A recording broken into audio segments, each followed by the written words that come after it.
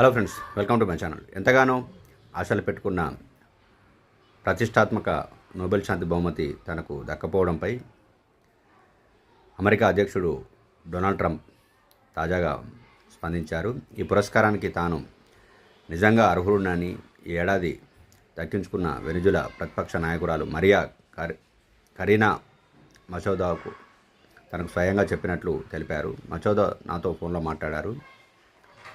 నా గౌరవార్థం నోబెల్ శాంతి బహుమతిని స్వీకరిస్తున్నట్టు చెప్పారు. ఈ పురస్కారానికి నిజంగా నేను అర్హునని ఆమె అన్నారు.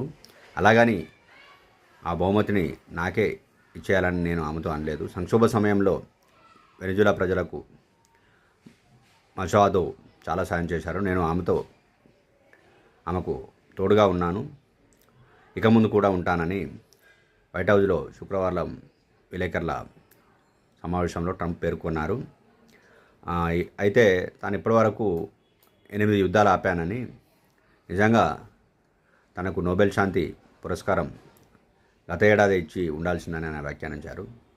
ఈ నోబెల్ శాంతి బహుమతి సంబంధించి అమెరికా అధ్యక్షుడికి ఇవ్వాలని చెప్పి పాకిస్తాన్తో పాటు కొన్ని దేశాలు ప్రతిపాదించాయి, మద్దతు కూడా ఇచ్చాయి. రష్యా కూడా ప్రతిపాదించింది. అయితే అనూహ్యంగా వెనిజులాలో ప్రజాస్వామిక హక్కుల కోసం పోరాడుతున్న మరియా కరీనా మచౌదాకు నోబెల్ కమిటీ అవార్డు ప్రకటించింది. దీని మీద కొంత అసంతృప్తి వ్యక్తం చేసిన చివరికి ట్రంప్ తాజాగా దీని మీద స్పందించారు. Thanks for watching.